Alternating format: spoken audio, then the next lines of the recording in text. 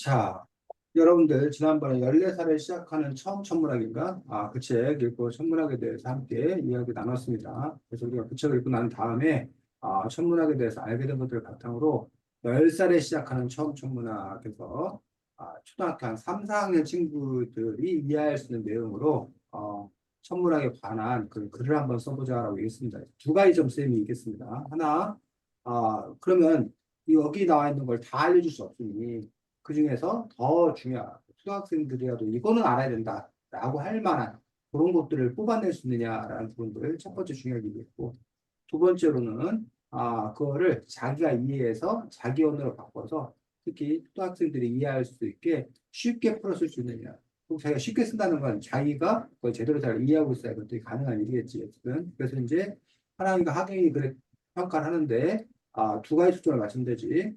학생이가 뭐를 선택했냐, 뭐를 버리고 뭘 선택했나라는 부분에서 그 선택이 나름 의미가 있나, 동의하나, 뭐 이런 부분을 하나 볼 수 있을 거라고 생각하고 두 번째 부분은 그 서술 형태가 쉽게 초등학생들이 잘 이해할 수 있도록 제대로 잘 썼는지 이게 이제 제일 중요한 두 가지 포인트 갖고 평가하면 되고 또 그러다 보니까 당연히 맞춤법 띄어쓰기 문장표 문장 구별 뭐 글 구성 뭐 이런 것들이 제대로 잘 되었는지 이거는 기본으로 또 이제 혹시 조언할 것들 있으면 조언해 주면 되겠습니다. 자, 그러면 학예인이 글부터 보겠습니다. 자, 첫 번째, 천체는 어떻게 움직일까? 하늘을 자세히 본 적 있니? 하늘을 보면 해와 달이 움직인다는 것을 볼 수 있을 거야. 해는 아침에 동쪽에서 떠서 저녁에 서쪽으로 지고, 달도 동쪽에서 떠서 서쪽으로 지지. 또 밤하늘의 별자리는 1년이 지나야 같은 별자리를 볼 수 있어. 그런데 이런 복잡한 운동들은 왜 일어나는 걸까? 천문학은 이런 질문에서 시작되었어. 옛날 사람들은 신이 천체를 통해 개인이나 나라의 운명을 알려준다고 생각했어. 그래서 천체를 관측하기 시작했지. 그러다 보니 자연스럽게 천문학도 발전했어. 고대 그리스에서는 아리스토텔레스가 기초를 마련했어. 그는 천체들이 원운동을 한다고 주장했지. 그것을 토대로 프톨레마이오스라는 사람은 지구가 우주의 중심이고 태양과 다른 천체들이 돈다고 주장했어. 그렇지만 이것을 증명하는 것은 쉬운 일이 아니었지. 이 주장을 바탕으로 연구를 하다 보니 식이 너무 복잡해졌어. 이것을 반대하는 사람도 생겨나기 시작했지. 바로 폴란드의 코페르니쿠스라는 사람이야. 신이 이렇게 복잡하게 만들었을 리가 없다며 태양의 중심이고 지구와 다른 천체가 돈다고 주장하고 연구를 계속했지. 하지만 이렇게 해도 너무 복잡해졌어. 그래서 어떻게 해야 하나 고민하다가 케플러라는 사람이 천체들이 원운동을 하는 것이 아니라는 것을 밝혀내었어. 아주 큰 발견이지. 이후 갈릴레이라는 과학자가 망원경을 통해서 연구를 하기 시작해. 갈릴레이는 달과 천체들을 관측해 여러 자료를 얻어내는 데 성공했어. 연구를 계속한 결과 결국은 이 갈릴레이가 태양 중심설이 맞다는 주장을 하며 천체가 어떻게 움직이는지 대략적으로 되지. 두 번째, 천체 사이의 힘. 우리가 흔히 말하는 중력 있지? 지구 중심으로 끌어당기는 힘 말이야. 사실 이 중력은 지구뿐만 아니라 천체 사이에도 작용해. 그런데 이 중력은 누가 밝혀낸 걸까? 혹시 알아? 맞아, 바로 아이작 뉴턴이야. 한 번쯤은 들어봤지? 뉴턴은 이 중력을 밝혀내기 위해 연구한 사람이야. 뉴턴은 이 중력을 밝혀내려고 우선 힘과 운동 사이의 관계를 알아내고자 했어. 그는 세상에서 일어나는 운동은 모두 하나의 원리로 설명해야 한다고 생각했지. 그는 예전의 논리를 이해할 수 없었고, 이런 문제가 생기는 것은 힘이 하는 역할을 잘못 이해해서라고 주장했어. 뉴턴은 물질이 움직이는데 힘이 필요한 것이 아니라 물체 운동을 변화시키는 데 필요한 것이라고 했지. 이런 생각으로 연구를 계속하다 보니 뉴턴은 물체에 힘을 가하면 운동 방향이나 속력, 가속도가 변한다는 결론을 얻게 되었어. 이 과정을 거쳐 뉴턴은 물질이 추락하는 힘인 중력을 밝혀내게 돼. 중력을 알게 됨으로써 천체 운동을 더욱 명확하게 설명할 수 있게 되었지. 자, 수고했습니다. 사랑이. 일단 물어보는 그런 말투를 사용해서 되게 좀 애들이 읽기 쉽게 만든 것 같고, 그리고 전체적인 구성도 좀 나쁘지 않게 하는 것 같아요. 끝. 네. 아, 자, 학예이가 선생님의 그 숙제 의도, 출제 의도를 잘 이해하고 그것에 맞춰서 아주 잘 썼습니다. 그래서 두 가지 점들, 그래서 좀 생략하고 중요하다고 생각되는 것들에 대해서 얘기하자 해서 학예이가 뽑은 게 이제 두 가지. 하나는 천체가 어떻게 움직이나라는 부분들. 또 하나가 이제 중력에 관한 그런 천체 사이의 힘에 관한 어떤 그런 부분들, 이두 가지 부분들을 중요한 걸로 생각해서 거기에 이제 집중해서 쓰고 있는 것도 좀 좋습니다. 그 다음에 이제 뭐 하늘 자세히 본 적 있니? 라는 식으로 해서 우리 어떤 그런 일상의 어떤 그런 이야기로부터 그런 이야기를 끌어내므로써 좀 더 이렇게 친숙하게 쉽게 이해할 수 있도록 글을 써준 점들, 글을 써준 점 이런 점도 상당히 좋은 점이라고 생각합니다. 그래서 좋습니다. 아주 글을 잘 썼습니다. 이제 몇 가지 더 가능할지 모르겠는데 뭐 예를 들면 뭐 차갑고 뜨거운 커피 뭐 이런 얘기잖아. 시원한데 뜨거운 커피 마시고 싶어요. 뭐 이런 거가 사실은 논리적으로 불가능한 어떤 그런 이야기인데 선생님도 어쩌면 논리적으로 불가능하지. 쉽고 뭐 이게 간단하게 써야 되는데 뭐 내용도 충실해야 돼. 뭐 이렇게 얘기하면 이게 간단하게 쓰는데 내용을 충실하게 쓸 수는 사실은 없는 거지. 없다는 거지. 그럼에도 불구하고 이제 그 뭐라고 해야 되나. 간단하다, 충실하다 그 사이에 어느 지점. 그 지점을 잘 찾아야 돼. 우리가. 그러니까 글이라고 하는 것들이 뭐 다른 것도 다 마찬가지야 사실은. 뭐 어느 그 지점을 정확하게 탁그 찾는 그 능력. 그게 이제 타고난 감각을 갖고 있는 사람도 있는 거고. 노력에 의해서 그래도 어느 정도 그것들을 개량화시켜서 이 정도 해야 된다고 하는 것도 있는 거고. 자, 그래서 그 얘기가 뭔 얘기인지 좀 더 구체적으로 얘기하자면, 자, 뭐 하늘을 보면 해와 달이 움직인다는 걸 볼 수 있을 거야. 뭐 해는 썼어.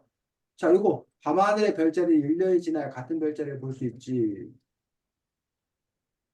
사랑아, 이거 어때? 또 밤하늘의 별자리는 1년이 지나야 같은 별자리를 볼 수 있지.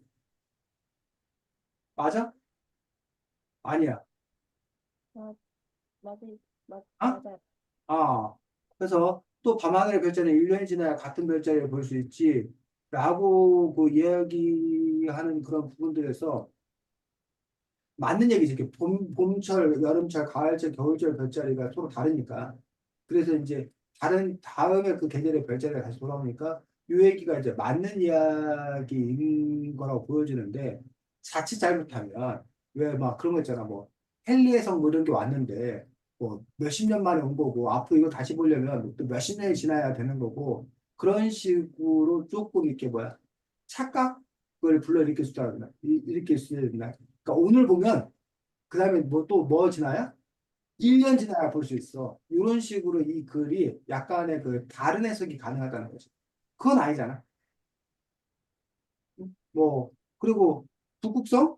그 별자리가 아닌가? 어쨌든 뭐 그런 점에 있어서 또 이렇게 해석 볼 수 있는 어떤 그런 별이라던가 그 부분에 대해서 이제 사실은 이제 요게 문제. 그런 얘기까지 다 자세히 쓰자면 너무 길어져. 복잡해져. 그러다 보니까 이제 이렇게 또 이렇게 간단하게 쓰다 보면 또 그런 근데 다 그런 건 아니지 않아? 라는 어떤 그런 예외. 그 부분에서 잘하는 선택이 필요한 거지. 그런데 이런 복잡 운동들은 왜 일어나는 걸까? 천문학이 이런 질문에서 시작되었어. 라고 해서 천문학의 시작에 관해서 잘 썼습니다. 옛날 사람들의 생각도 역시 잘 썼고 고대 그리스 아리스토텔레스가 천체들이 원운동을 한다고 주장했다라고 해서 사실 아리스토텔레스의 주장이 여러 가지인데 그 중에 하나가 이제 이 책에서 이제 두 가지 이제 얘기를 했었지. 그 원운동을 한다라고 하는 어떤 그런 부분들과 일정한 속력인가? 그래서 뭐 변화가 없다? 뭐 이런 얘기들 했었던 그 부분들인데 어쨌든 원운동을 했고 프톨레마이오스라는 사람이 지구가 우주의 중심이고 태양과 단순히 돈다고 주장하고 아, 이것을 증명하는 건 쉬운 일이 아니었다. 연구를 하다 보니 시기 너무 복잡했다라고 해서 지금 프톨레마이오스가 이 아리스토텔레스의 어떤 그런 주장을 과학적으로, 수학적으로 증명한 거야, 사실은. 보면. 이 아리스토텔레스 주장. 그래서 이것을 반대하는 사람이 생겨나기 시작했고, 그게 이제 코페르니쿠스고, 신이 이렇게 복제 만들 게 없다면서 돈다고 주장했다라고 얘기를 했어. 하지만 이렇게 해도 너무 복잡해졌어라고 이제 얘기해서, 여기도 이제 여기 복잡했다, 복잡했다라는 식으로 이제 같이 이렇게 똑같은 그 등급을 얘기했었는데 둘의 차이가 뭔지 그다음에 코페르니쿠스는 어떤 문제가 있었는지라는 부분에서 사실은 요 부분이 천체들이 오운동하는 것이 아니라는 것을 밝혀내서 아주 큰 발견이지라고 이제 천체들이 오운동하는 것이 아니라는 것을 밝혀냈다라는 것들을 얘기했어. 그래서 여기 부분도 이게 맞는 얘기인데 기술적 좀 더 저기 하면 태양이 중심으로 지구 연구를 계속했지. 하지만 이렇게 해도 너무 복잡해진 이유가 바로 누구의 말을 따랐던 거야. 여전히 아리스토텔레스. 아리스토텔레스 천체들이 오운동한다는 사실들을 가지고서 증명하다 보니 태양 중심선은 맞았지만 여기 부분에 이제 문제가 생겼던 거죠. 그 얘기를 앞으로 써주고 그다음에 케플러에 의해서 그것들이 원운동하는 것이 아니라고 발견했는데 뭐 원운동 아니면 뭐 네모 운동이야? 세모 운동이야? 무슨 운동이야? 그래서 이제 우리가 이 부분을 주의해야 돼. 뭐뭐가 아니다라고 얘기하는 것들이 증명하는 데 있어서 설명하는 데 있어서 효과적인 경우가 있어. 근데 사실 우리에게 필요한 건 뭐뭐가 아니다가 아니라 뭐뭐 아, 이다. 이다를 알아야지. 뭐뭐이다. 그런 그 부분들에서 뭐뭐가 아니다. 뭐 땡땡이는 뭐 게이가 아니다. 뭐 땡땡이는 뭐가 아니다. 뭐 이런 부분에서 그거보다는 땡땡이는 뭐다라고 이제 얘기하는 그런 부분들이 더 필요한 겁니다. 그래서 그렇고 아주 큰 발견이지라고 얘기하는데 이게 왜 아주 큰 발견인지라는 부분에서 좀 더 쏠 수 있을 거라 생각이 들고 그다음에 갈릴레는 과학자가 망원경도 연구를 하기 시작해서 달과 천체들 관측 여러 여러 성공했고 태양이 맞다는 주장을 천체가 어떻게 움직이는지 대략적으로 밝혀지게 됐지라고 해서 이 부분이 사실 이제 갈릴레이가 그 태양 중소리 밝혀졌다고 그러는데 실질적인 뭐는 없어? 네. 내용이 없는 거죠.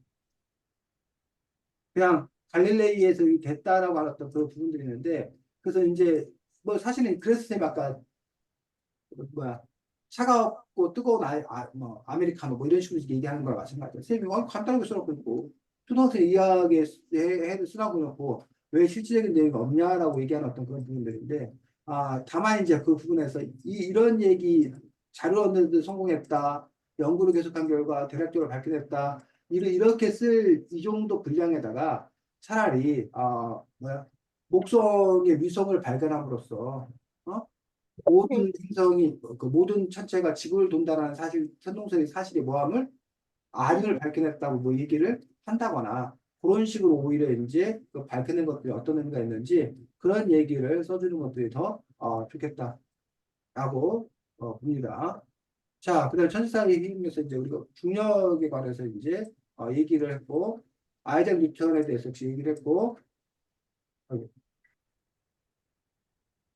그다음에 힘과 운동성의 관계 그래서 하나를 설명을 했고 예전의 논리를 이해할 수 없었다라고 이제 라고 했어. 그러면 하랑아 뭐라고 질문할까? 음, 이걸 읽은 초등학생이 뭐라고 질문할까? 그는 예전의 논리를 이해할 수 없었다. 예전의 논리가 어, 예전의 논리가 뭔지를 물어보겠지. 그러니까 예전의 논리가 예전 뭐 제시되지 않은 상태 속에서 예전의 논리 이해할 수 없다라고 했는데 그 예전의 논리는 결국 누구의 논리야?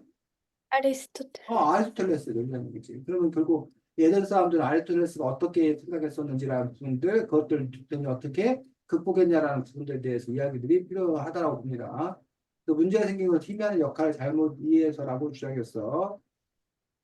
그러면서 이제 그 옆에 이제 그 뭐야 부연 설명하고 있지. 물질이 움직이는 데는 힘이 필요한 것이 아니라 물체의 운동을 변화시키는 데 필요한 것이라고 했다. 그래서 요거 물질이 움직이는 데 힘이 필요한 것하고 물체의 운동에 변화를 시키는 데 필요한 것이라고 하는 거하고 요 두 가지가 사실은 말이 거의 뭐야? 움직이는 데 힘이 필요하다. 물체 운동을 변화시키는 데 힘이 필요하다. 요 두 가지만 보면은 그게 그 말 아니야? 라고 우리가 그 오해할 수 있다는 거야. 그래서 우리가 흔히 말하는 대로 빨간색이나 주황색이나 그게 그거지. 라고 얘기하는 사람 있다는 거야. 어떻게 보면 이게 붉은색 계열의 색이라고 하는 점에서 빨간색과 파란색보다는 빨간색과 주황색이 같은 거니까 그게 그거지라고 얘기하는 거지. 근데 빨간색과 주황색 입장에서는 뭐야? 되게 기분 나쁜 얘기지. 빨강은 빨간 거, 주황은 주황이지요. 라고 하는 점에서 분명히 다른 그런 부분이 있는 것처럼 여기도 이제 그렇다면 물질이 움직이는데 힘이 필요한 거하고 물질 운동을 일으키는데 필요한 거하고 도대체 무슨 차이가 있는지라는 부분에 대해서 조금 더 설명이 필요하다는 거죠. 하나하나 설명해 볼까? 뭐야? 물질 움직이는데 힘이 필요한 거고, 물질 운동을 변화시키는 힘이 필요한 거. 어떻게 달라?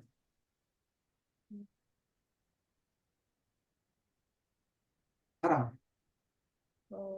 물질을 움직이는데 그 그러니까 음, 위치를 좀 변화시키는 거고 물질 응, 온도 변화시키는 거는 어디로 가는지를 변화시키는 거예요. 그래? 하나님 말에 제가 뭐 잘 못 알아듣겠네. 아, 하경이는 어떻게 설명해? 물질이 움직이는데 힘이 필요한 것이라고 하면은 관성이 설명이 안 되고 응, 힘을 한 번 주고 그 다음에 주지 않는데 움직이는 거면은 그건 성립을 하지 않는 거니까 관성을 인정하냐 아니냐인데 움직이는데 힘이 필요하다는 주장에서는 관성이 힘을 안 주는데 움직이는 거니까 성립을 하지 않지만 뒤에 물체 운동을 변화시키는데 힘이 필요하다는 주장에서는 관성은 그냥 계속 똑같이 움직이는 거니까 힘이 필요하지 않지만 그 상태를 변화시키려면 힘이 필요한 것이라서 관성 운동을 인정하냐 아니냐. 그렇지. 하경이가 지금 얘기한 그런 부분들. 결국은 물질이 움직이는 데 힘이 필요하다고 하는 것들은 관성의 법칙. 운동하는 물질이 계속 뭐 하려고 한다? 운동하려고 한다. 정지하고 있는 물질은 계속 정지하려고 하고 있는다.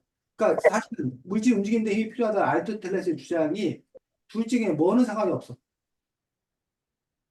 물질이 움직이는 운동하는 물체는 계속 운동한다. 뭐야, 정지하는 물체는 계속 정지한다가 관성의 법칙이잖아. 그둘 중에 뭐하고, 뭐에는 맞는 거야. 물질이 움직이는데 힘이 필요하다는 거야. 정지한 거에서. 정지하고는 계속 정지하고 있기 때문에 그걸 움직이게 하려면 힘이 필요하다. 맞잖아. 그거는 문제가 없단 말이야. 근데 움직이고 있는 물체는 계속 움직인다는 거를 뭐 했다는 거야. 그전에는 몰랐다는 거야. 그 관성을. 그러다 보니까 움직이고 있는 건 계속 움직이는데 그걸 움직이게 하는 데는 힘이 필요가 없다는 거야. 다만 움직이고 있는 거를 뭐 변화시켜서 움직이고 있는 거를 뭐 하게 하거나 못 움직이게 하거나 움직이고 있는데 그 속력을 더 뭐하게 더 빠르게 하려고 하거나 그렇게 뭔가를 변화시키려면 뭐가 필요하다? 힘이 필요하다라는 그 얘기. 그 부분을 지금 얘기하고 있는 거기 때문에 지금 하경이가 설명을 했지. 그래서 그런 식으로 자기가 이해를 하고 있으면 그 이해한 내용을 조금 더 이렇게 풀어서 설명할 필요가 있다는 거지. 근데 이제 이게 고민인 거야. 두 가지 고민이 있지. 하나는 자기에게 그 주어진 온고지, 분량, 자기가 얼마의 그 온고를 써야 되는가 해서 더 이게 세세하게 쓸 수 있나, 없나, 라는 부분에 대한 판단해야 되고. 두 번째로는 쉽게 풀어준다고 얘기를 이렇게 풀어섰는데 어떤 사람들은 오히려 이렇게 길게 쓰면 짜증내는 사람들이 있어. 길게 쓰면 오히려 막 복잡해갖고 힘들어갖고 이해를 못하는 사람들이 있어. 그럴 때는 그냥 뭐 하는 게, 아유, 그런 게 있어. 그냥 그건 너가 생각하지 말고 그냥 외워. 그냥 일단 알아도. 어? 그리고 나서 나중에 네가 뭐 해야 하는데? 이해하면 돼. 오히려 그렇게 그 접근하는 어떤 경우가 있다는 거예요. 그래서 그거는, 어, 하랑이하고 하경이가 공부할 때도 마찬가지. 사실은 원리 원칙대로 따지면 너네가 그걸 끝까지 물고 늘어져서 이해할 때까지 그 파고들어서 그 완전히 이해해야 그게 사실 공부를 한 거야. 근데 그런 공부 방식이 과연 최고냐, 효과적이냐, 그러지 않을 수도 있다는 거예요. 오히려 그 원리까지 뭐 다 이해하고 뭐 이러는 그런 과정에서 에너지를 너무 많이 쏟는 거예요. 그러니까 그때는 차라리 그냥 뭐, 원래 그런 거래. 그냥 그런 거래. 라고 그냥 퉁 치고 그거에서부터 출발해 나가는 거예요. 그리고 그 아래 내부의 어떤 원리 같은 경우는 다른 것들을 더 많이 쌓다 보면 자연스럽게 어느 순간에 그 내부의 원리도 이해하게 되는 어떤 그런 부분이 있지. 참 그게 어려워, 그런 게. 어떤 거는 그 내부의 원리를 이해를 하는 게 그 다음으로 가는 초석을 다지는 거기 때문에 꼭 알아야 되는 게 있어. 안 그러면 나중에서 엉뚱해져. 근데 어떤 거는 그냥, 오히려 설명 안 하고 그냥 넘어가야 되는 게 있어. 그래서 그게, 뭐 이게 상황에 따라 다르다 보니까. 이거를 어떻게 하겠습니까? 어려운 어떤 그런 측면들이 있는데, 어쨌든 자기가 선택을 해야 된다는 거예요. 그 전에 학연이가 보기에, 무슨 관성 얘기 또 하고 뭐 이런 너무 복잡해져. 애들이 너무 힘들어져. 그러니까 이제 이 정도 하고 넘어가는 거야. 나는 어떤 그런 전략적 판단을 이렇게 했더라면 좋은 거지. 근데 그게 아니라면 그 부분에 대한 설명도 좀 드릴 필요가 있다 봅니다. 물체의 힘을 가하면 운동 방향이나 속력이 변한다는 결론을 얻게 되었어요. 그래서 뉴턴에 대해서 얘기를 했고, 사실 이 이야기도 쉽지는 않은 어떤 그런 이야기인 거지. 그래서 이것들을 구체적인 사례를 들어서 얘기한다거나 더 설명이 필요한 부분입니다. 이 과정에서 뉴턴은 물질이 추락하는 중력을 발견했고, 중력을 알게 되면서 천체 운동을 더욱 명확하게 설명할 수 있게 되었어라고 이제 얘기되는데, 더욱 명확하게 설명할 수 있었다라고 했는데, 어떻게 더욱 명확하게 설명했는지라는 부분에서 역시 그 안에 더 구체적인 내용들을 써야 됩니다. 아까 얘기했지, 뜨겁고 차가운 커피, 좀 간단하게 설명해서 왜 명확하게 설명한 거예요. 이걸 명확하게 설명 안 해주냐고 지금 쌤님이 요구하고 있나. 그래서 그 부분에서 이제 어떤 그 지점들을 잘 찾는 노력들이 필요합니다. 자, 학연이가 글을 아주 잘 써서 뭐 저기 할 게 없네. 다시 고쳐 쓰고 뭐 이렇게 뭐 하려고 뭐 할고 부분들이 특별히 없어서 다른 친구들이 쓴 글을 보도록 하겠습니다. 그 우리 그 같이 공부하는 다른 친구들이 쓴 것들을 한번 보면서 다른 친구들은 또 이렇게 썼구나, 뭐에 초점을 맞췄었구나 라고 참고해서 보면 되겠습니다. 자, 요거 하나인가 요거 1781년 허셜은 쌍둥이다리 근처에서 별들 사이를 천천히 움직이는 새로운 행성, 천왕성을 발견했다. 놀랍게도 이 한 행성의 발견은 태양계에 대한 기존의 사상의 변화라는 결과를 만들어냈다.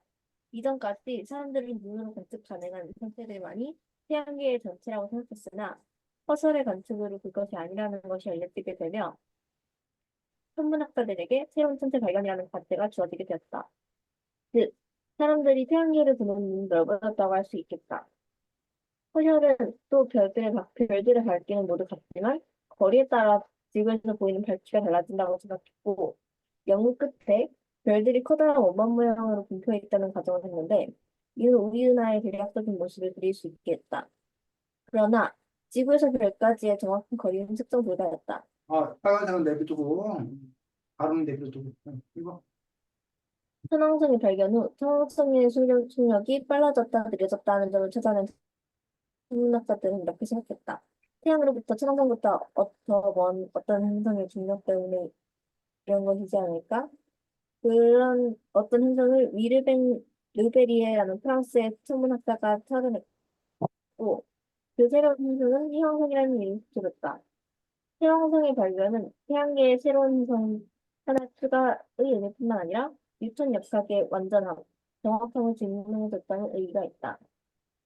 지구 가까이에 있는 별의 위치를 측정하면 1년 단위로 위치가 다르게 보이는 것을 연주시차라고 하는데, 이 연주시차는 지구가 태양을 중심으로 돌고 있다는 증거가 될 뿐만 아니라 지구에서 별들까지의 거리도 제공해주기 때문에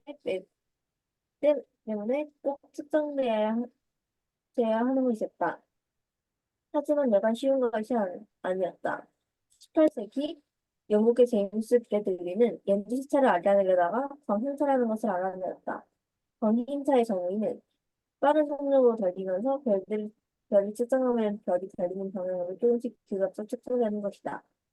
이를 이용해 그대들이는 빛의 속력이 지구의 속력보다 만 배 더 빠르다는 점을 찾아냈고, 지구가 태양을 중심으로 돌고 있다는 점을 확인할 수 있었다.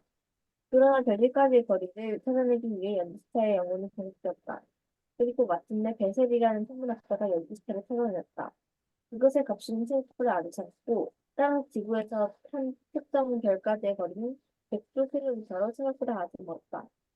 베셀의 연시차 측정을 통해 본격적으로 별의 세계를 탐구할 수 있는 토대를 마련하였다. 자, 요 그림이다. 하경이 어때 이걸?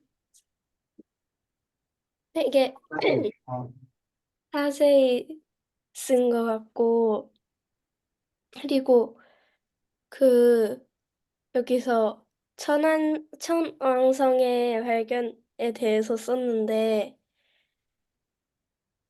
저는 어려울 것 같아서 제일 첫 번째 제일 쉬운 단원을 했는데 이 단원을 풀어 쓴 걸 보니까 또 되게 새로웠어요. 하랑이는 어, 사실 이 글 자체는 좀 나쁘지 않고 괜찮게 메이크업 쓴 것 같긴 한데, 10살을 대상으로 했다면 좀 긴가민가 할 것 같아요. 이거 좀 단어 선택이나, 어, 그런 단어의, 그런 문장의 이어나감이 10살을 대상으로 하기보다는 초등학교 고학년, 중학교 1학년 이 정도를 대상으로 한 것 같아서 10살이 읽기엔 적합하지 않은 것 같아요. 그렇지. 그래서 그 선생님도 그런 얘기를 했습니다. 그래서 지금 보면 어쨌든 하경이가 픽한 부분과 이 친구가 고른 부분들이 서로 다른 어떤 그런 부분들을 볼 수가 있고 그 고른 것 자체가 사실은 그 내용 자체가 일단 어려워 기본적으로. 거기다 두 번째 이제 아까 서술 방식이라는 어떤 그런 측면에서도 하경이가 조금 더 친근하게 쉽게 이렇게 풀어쓰는 반면에 이 친구 같은 경우는 이제 서술 형태나 뭐 이런 것도 문장의 길이라든가 이런 것들도 쉽지 않은 그런 부분들을 볼 수가 있습니다. 그래서 그런 점에서 이제 글 쓴 사람들에 따라서 이렇게 그런 차이가 있고 다만 이제 이 친구 같은 경우는 내용적 충실성 이런 부분들에 상대적으로 좀 더 강점을 갖고 있는 그런 또 글인 걸 볼 수가 있습니다. 자, 쭉 요거는 또 자, 학경이 읽어보겠습니다. 1장 천체는 어떻게 움직일까? 너 천체라는 말을 들어봤어? 천체는 밤하늘 속 빛나는 별, 지구같이 큰 행성 등 우주에 존재하는 물체들을 뜻해. 그리고 태양, 별, 달이 하루에 한 바퀴씩 도는 것을 일주운동이야. 또한 별자리가 1년의 주기로 움직이는 건 연주운동이라고 불러. 혹시 하늘의 별들이 어떻게 왜 움직이는지 생각해 본 적 있어? 옛날 사람들은 별과 달, 태양 등 천체들이 왜 움직이는지 궁금해했어. 그 호기심으로 천문학이 시작된 거야. 옛 그리스의 아리스토텔레스라는 학자는 천체는 속력의 원 운동을 한다고 주장했어. 그 후 아리스토텔레스의 주장은 오랫동안 그대로 받아들여졌어. 사람들은 그의 설명과 지구 중심설을 바탕으로 천체의 움직임을 복잡하게 풀이해 나갔어. 그리고 결국 움직임을 예측하는 데 성공했어. 하지만 기술이 발전하여 점점 더 많은 자료들을 수집할 수 있게 되었어. 그러자 사람들은 이를 더 정확하게 설명하기 위해 점점 더 많은 원운동을 조합하여 복잡해졌어. 코페르니쿠스는 신이 이렇게 세상을 복잡하게 만들었을 리가 없다며 천동설을 반대하고 지동설을 주장했어. 그는 평생 동안 행성들의 운동을 관측하여 태양 중심설을 완성하고 그 내용을 정리한 책을 내기도 했어. 하지만 천체는 속력이 일정한 원운동을 한다는 아리스토텔레스의 원리를 그대로 받아들여 천체의 움직임을 정확히 설명하진 못했어. 아리스토텔레스의 이 당연하고 기본적인 원리를 버리고 천문학의 새로운 길을 밝힌 사람은 케플러. 케플러는 브라헤와의 관측 자료와 자신의 분석 결과를 확신하고 여러 법칙을 발표했어. 일단 천체는 기존의 원운동이 아니라 새로운 운동을 한다고 말했고, 천체가 항상 일정한 속력으로 운동을 해야 한다는 생각도 부정했지. 기존의 과학을 새로운 과학으로 바꾸는 과학혁명을 시작시킨 거야. 그리고 더 확실한 근거를 찾아 세종들에게 알린 갈릴레이도 잊으면 안 돼. 갈릴레이는 망원경으로 천체를 관측하고 태양 중심발의 증거를 찾아냈어. 이런 사람들의 활약으로 천문학은 점점 발전하게 되었어. 네. 계속 읽자. 천체 사이에는 어떤 힘이 작용할까? 아리스토텔레스는 물체 운동을 두 가지로 정리했어. 외부에서 힘을 주지 않았는데 물체의 성질 때문에 일어나는 자연 운동과 외부에서 힘을 가해야 일어나는 강제 운동으로 말이야.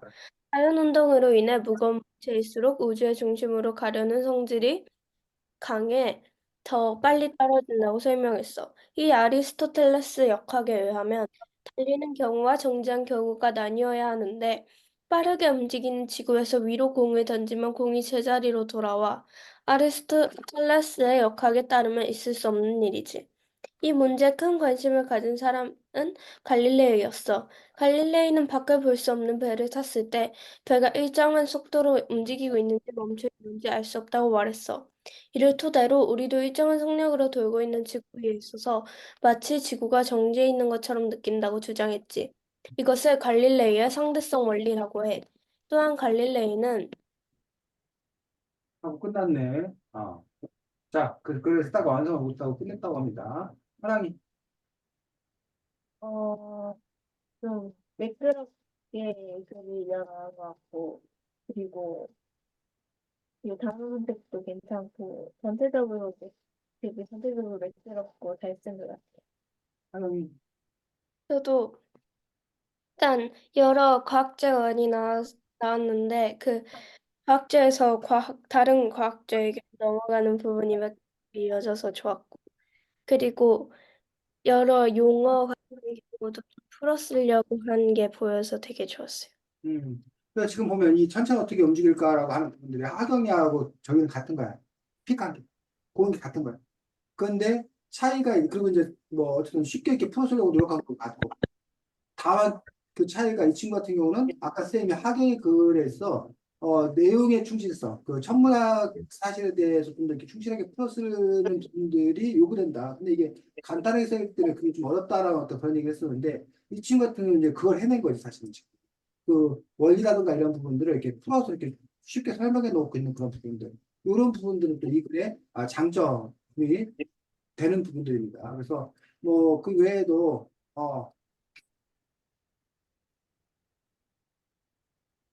또 하나 선생님이 마음에 들었던 글,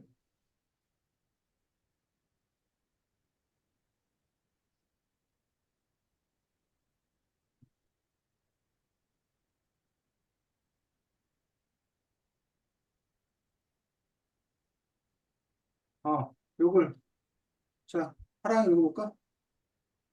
자, 먼저, 천문학이란 뭘까? 천문학이란 별을 보는 학문이야. 정확히는 천체를 연구하는 학문이지. 천체란 별을 포함해서 우주에서 볼 수 있는 모든 것을 말해. 우리가 보고 있는 우주는 엄청나게 넓거든. 반짝이는 별 같은 천체들도 무지개 많고, 그래서 천문학자들은 이 천체들이 어떻게 생겼고 어떻게 움직이는지를 알아내지. 그런데 이 사람들이 직접 그곳을 찾아가는 것은 아니야. 별들은 아주 멀리 있어서 우리가 할 수 있는 건 보는 것밖에 없거든. 그런데도 이 천체는 어떻게 태어났고 어떤 재료로 이루어졌는지를 알아냈다. 신기하지 않니? 그러면 우리도 천문학자가 되어 우주에 대해 알아볼까? 우리는 천 하늘에 떠 있는 반짝이는 별들을 모두 별이라고 부르지. 근데 사실 모든 별 별은 아니란다. 별은 스스로 빛이 내고 엄청나게 뜨거워. 하지만 스스로 내지 못하는 생물도 있지. 우리는 이 천체를 행성이라고 불러. 행성은 돌이나 얼음 같은 걸로 이루어져 있기도 하고, 공기 같은 기체로 이루어지기도 해. 크기와 속도도 즉각적이고, 삐뚤어져 있는 행성, 고리가 있는 행성, 주머니가 있는 행성도 있어. 별과 행성은 어웨이 다른 형태야. 행성이나 별들은 모두 둥글다. 우리 지구도 그렇고. 그렇다면 우리는 어떻게 지구에 서 있을 수 있을까? 아래쪽에서는 떨어져야 할 텐데 말이야. 그 이유는 지구의 중심으로 끌어당기고 있기 때문이야. 지구가 우리를 끌어당기고 있어서 우리는 지구 어디에 있든 똑바로 서 있는 것 같은 느낌을 받지. 이런 힘을 중력이라고 해. 하지만 이런 힘이 별과 행성들 사이에 있다는 사실 알고 있었니? 우리가 살고 있는 지구는 태양계에 속해 있어. 태양계는 태양이 중간에 있고 지구 포함한 8개의 행성이 태양 주위를 빙글빙글 돌고 있는 모양이지. 그런데 행성들이 태양 주위를 돌고 있는 이유가 앞서 말한 중력 때문이야. 태양이 행성들을 끌어당기고 있어서 행성들이 멀리 나가게 하지 않고 태양 주위를 돌 수 있는 거야. 우리는 태양뿐만 아니라 모든 행성과 별이 가지고 있어. 달이 지구 주위를 도는 것도 지구와 중력을 가지고 있기 때문이지. 이 우주에는 수많은 별과 행성이 있고 말하지는 않았지만 다른 체제들도 많이 있어. 그러면 수많은 천체가 엄청나게 넓은 공간에서 서로 끌어당기고 균형을 보고 있는 거구나. 이렇게 거대한 우주는 어떻게 생겨난 걸까? 아주 오래전의 일이어서 누구도 알지 못했지만 천문학자들이 생각해낸 까마득한 아이디어가 있어. 바로 빅뱅이야. 빅뱅은 엄청나게 큰 폭발을 말하는데 이 엄청난 폭발로 인해 지금 우주의 기초가 만들어졌다고 하지. 그러니까 엄청나게 큰 폭발이 일어나면서 재료들이 만들어지고 그 재료들이 오랜 기간 동안 합쳐지고 바뀌고 하면서 이 엄청나게 넓은 우주가 만들어진 거야. 지금까지 들은 내용은 우주의 아주 일부분에 불과해. 사실 우주에는 훨씬 많은 천체가 있고 그 천체들은 생각보다 훨씬 빠르고 복잡하게 움직이고 있어. 잘 쪼개지지 않은 것도 아주 많지. 그래도 우리는 끝없는 호기심을 가진 인간이잖아. 언젠가는 우주에 대해 안다라고 말할 수 있을 정도로 많은 것을 찾아내게 되지 않을까? 수고했습니다. 자, 하경이, 이건 어때? 되게 친절하게 이해할 수 있게 풀어쓰고 매끄럽게 전개돼서 좋았어요. 하랑이, 그래도 확실히 되게 쉽게 표현한 것 같고, 그리고 아까의 사경이나 그 아까 전에 썼던 글은 좀 초등학교 중학년, 3, 4학년 정도를 대상으로 쓴 것 같았다면 이번에는 초등학교 저학년 그룹을 고려해서 쓴 것 같았어요. 자, 그래서 앞으로 여러분들이 글을 쓸 때 마찬가지입니다. 그래서 이게 누구를 대상으로 글을 쓰는 글이냐라는 것들을 미리 이렇게 정해둬야 돼요. 불티는 다섯 때 쓰는 경우도 있겠지만, 그래서 보통 이제 요즘에 출판계에서 중1, 중학교 1학년이 이해할 수 있는 정도 수준으로 책을 써라. 그래야 어른들도 읽을 만하다라는 어떤 그런 그 대중서. 그에 비해서 이제 학술서는 따로 있어. 학술서는 이제 뭐 연구자들이 보는 책이고 뭐 이런 책들은 그런 걸 고려할 필요 없이 기본 전제를 다 알고 있다는 것들을 바탕으로 이렇게 써 나가고 학술적 용어나 이런 것들이 많이 사용되고 뭐 그들 간의 어떤 그런 법칙이 있다는 얘기. 그 학회 논문 뭐 이런 거 쓸 때는 그 법칙이. 근데 이제 우리가 대중적으로 글을 쓸 때는 또 그렇지 않다는 거죠. 그래서 이제 이 글이 누가 읽을 건가라고 하는 어떤 그런 점에서 그거를 염두에 둔 어떤 그런 글쓰기. 그리고 이제 하랑이나 하경이가 글을 쓸 때 그 대상에 따라서 글을 쓰는 표현 방식이라든가 내용이라는 것들을 조율할 수 있는 어떤 그런 힘들. 그런 힘들까지 갖는다라면 훨씬 더 이제 지금보다 이제 또한 경지에 이렇게 올라가는 그런 부분들을 볼 수가 있습니다. 그래서 이제 독서도 마찬가지지.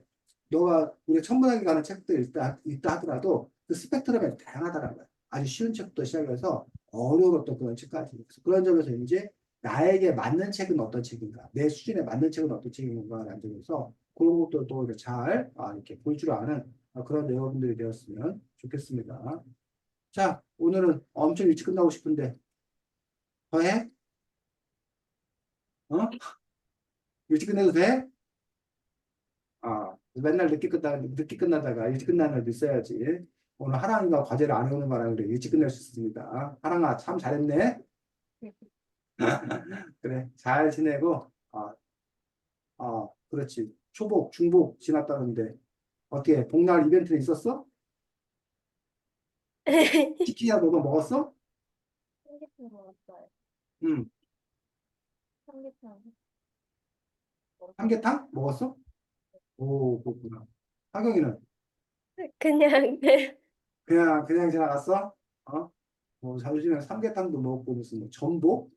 이런 것도 무슨 뭐 복날 특집 와서 마트 갔더니 막 그런 것들도 팔고, 별론데. 자, 쌤 초복에는 치킨을 막 우겨서 얻어 먹었는데 중복인지 모르고 그냥 넘어가서 너무 무시네. 자, 어쨌든 덥고 습한 여름 잘 건강하게 보내시고, 자, 다음 주에는 이 책입니다. 똑똑한 이상한 꿈틀대는이라고 제목을 이렇게 됐는데 뉴 미디어에 관한 책이에요. 그래서 우리가 미디어에 관한 책을 작년에 봤었어 사실. 그 책보다 이 책이 더 쉬워. 그 책은 미디어에 대한 총서야. 전체적으로 다 나왔었는데 이 책은 그게 아니라 뉴 미디어에 관한 부분들을 집중적으로 다뤄있고 또 이렇게 요즘의 어떤 그런 고민들을 중심으로 다루고 있기 때문에 아마 여러분들 읽기가 훨씬 더 이렇게 쉬울 거라고 생각이 듭니다. 그래서 이 책 갖고 다음 주에 이야기 나누도록 하겠습니다. 자, 수고 많았습니다. 주말 즐겁게 잘 보내십시오. 안녕. 그래.